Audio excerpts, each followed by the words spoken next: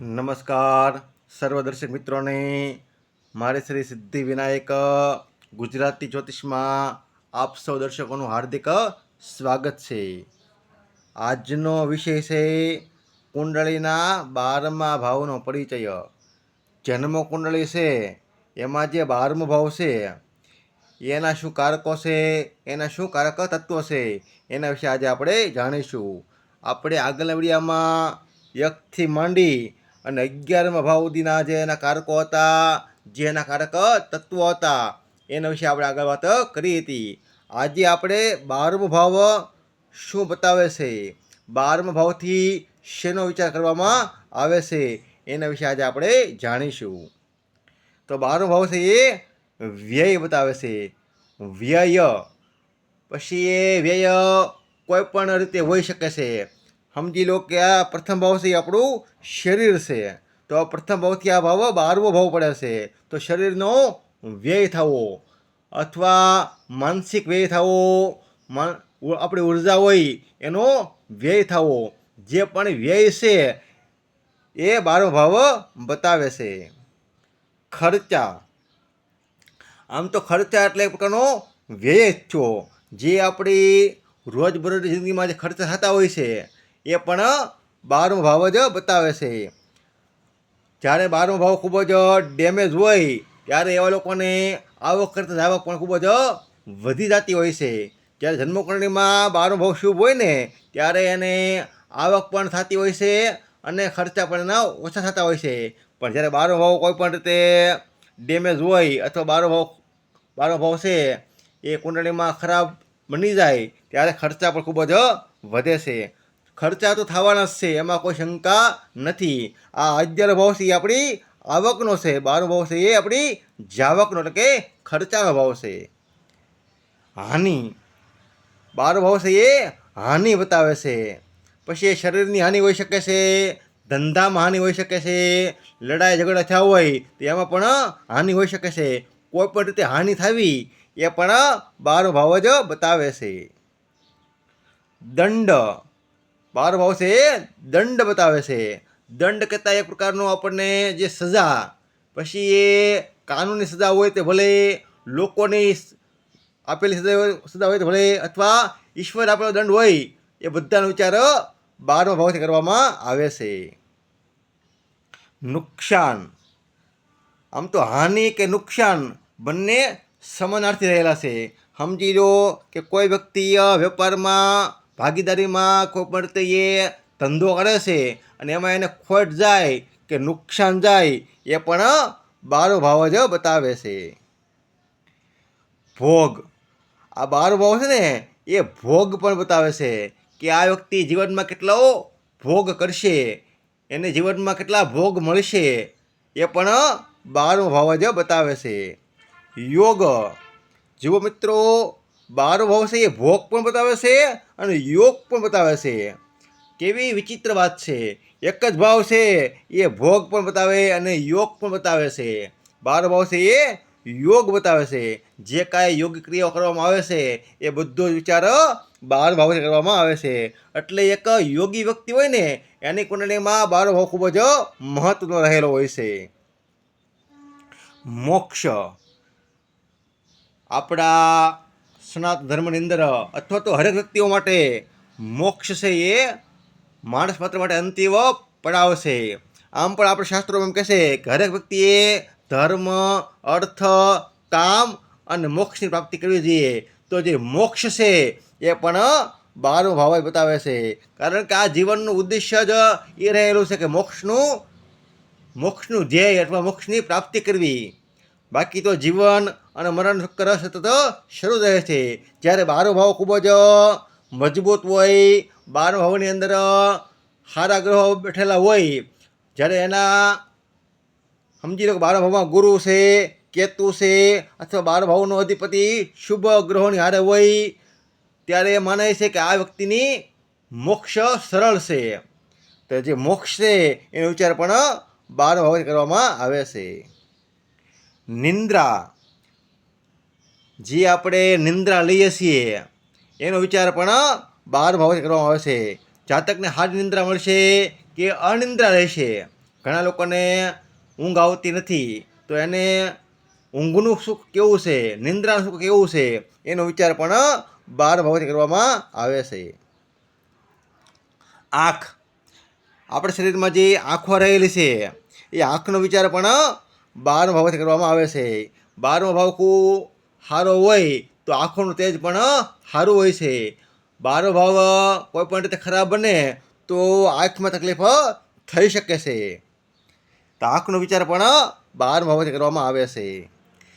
વિલાસ, આ ભોગ અને વિલાસ આમ તો સમાનાર્થી શબ્દો રહેલા છે.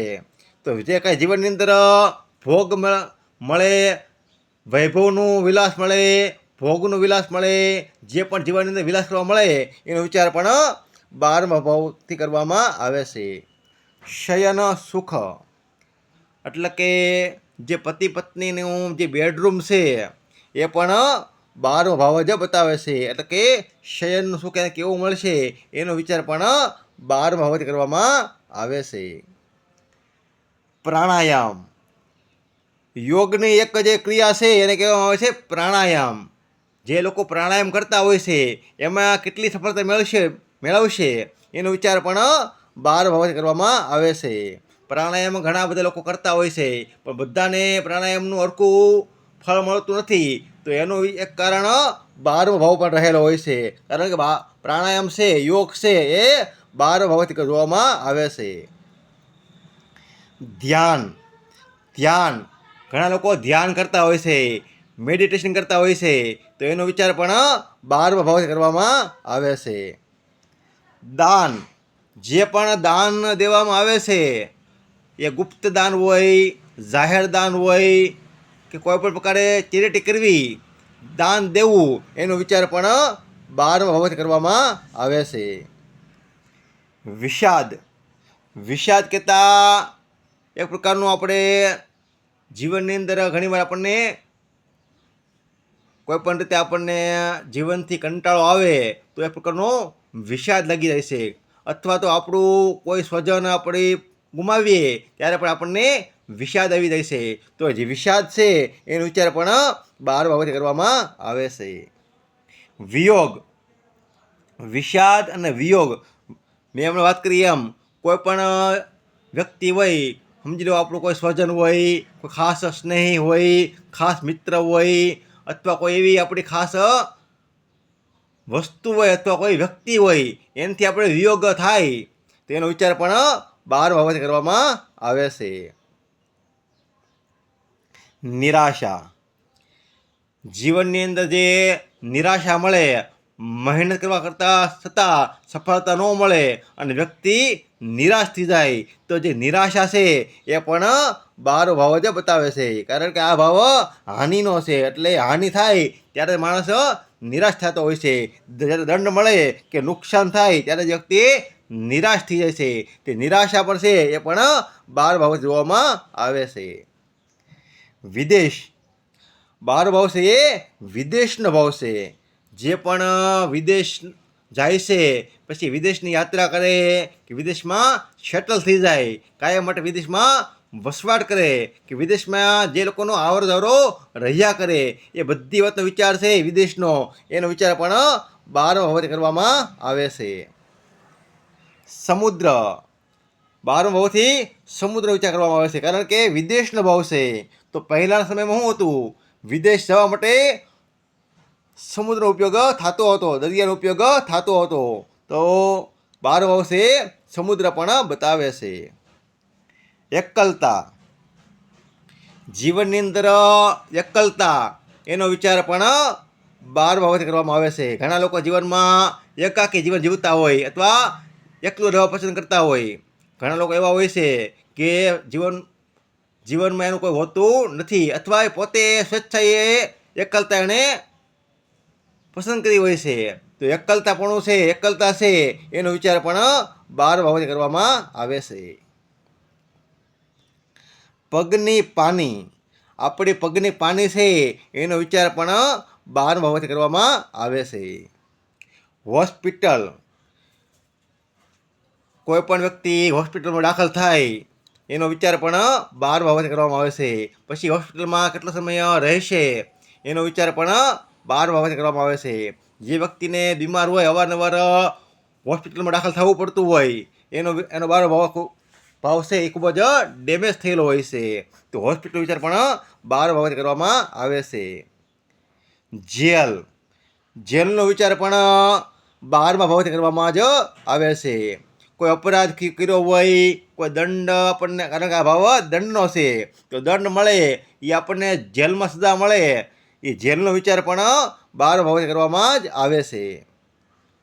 રોકાણ, જો કેવી વિચિત્ર વાત છે, આ ખર્ચા પણ દેખાડે છે, વ્યય પણ બતાવે છે અને રોકાણ પણ બતાવે છે.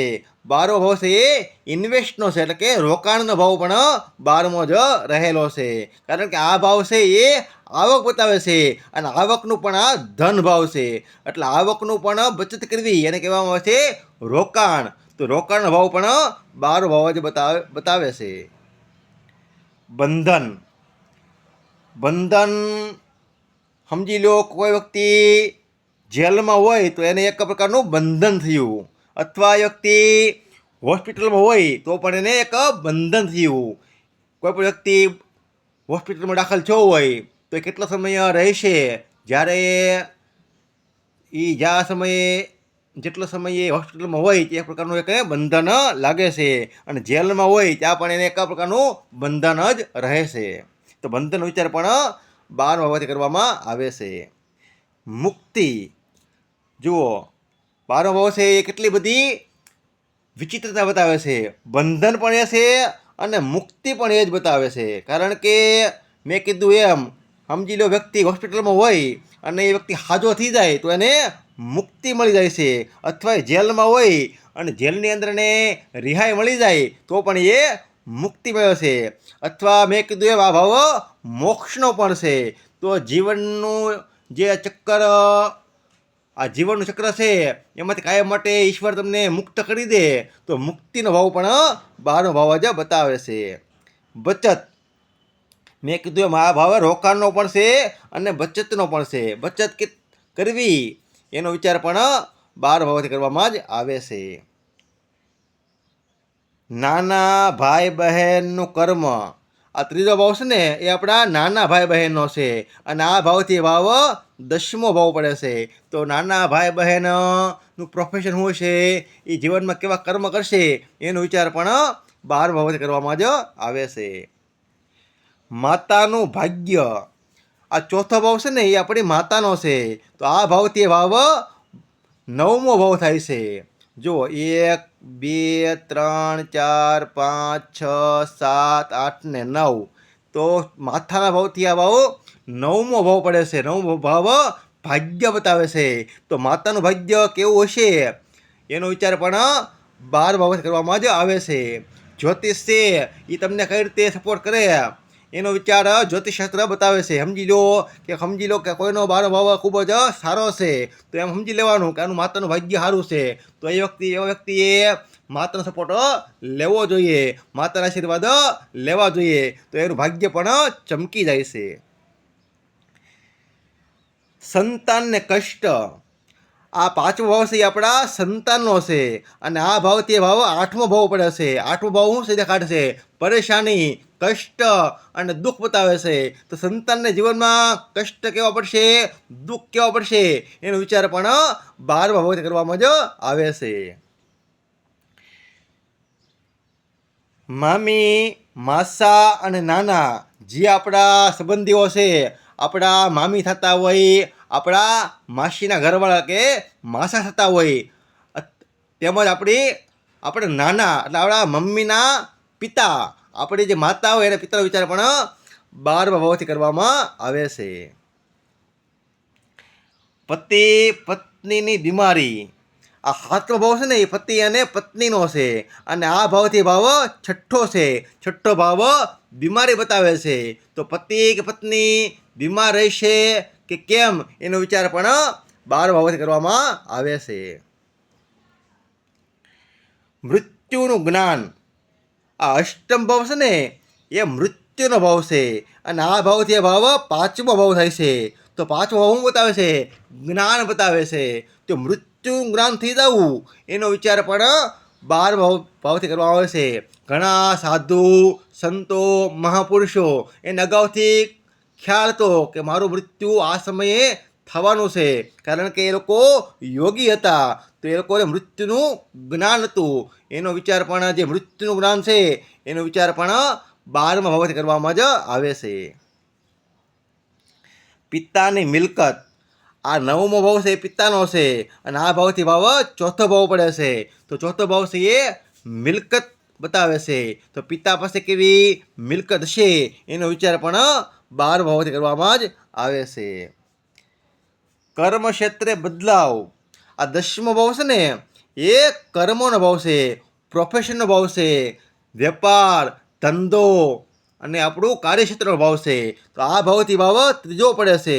તો આ ભાવથી આ ભાવ ત્રીજો પડતો હોય તો ત્રીજો ભાવ પડતો હોવાથી એ ભાવનું મૂવમેન્ટ દેખાડે છે, એટલે કે એમાં બદલાવ બતાવે છે. તો 12 ભાવ છે એ કર્મક્ષેત્રમાં બદલાવ પણ બતાવે છે. મોટા ભાઈ બહેનનું ધન, આ 11 ભાવ છે ને એ આપણા મોટા ભાઈ બહેનનું છે. તો આ ભાવથી ભાવ બીજો ભાવ પડે છે. બીજો ભાવ ધનનો ભાવ છે. તો આપણા મોટા ભાઈ છે, મોટા બહેન છે, એની વાણી કેવી છે, એનું ધન કેવું છે એનો વિચાર પણ 12મા ભાવથી કરવામાં જ આવે છે. સ્વપ્ન, આપણે નિંદ્રામાં જે સ્વપ્ન આવે, કારણ કે આ ભાવ નિંદ્રા બતાવે છે. તો સ્વપ્ન ક્યારે આવે? આપણને નિંદ્રામાં આવતા હોય છે.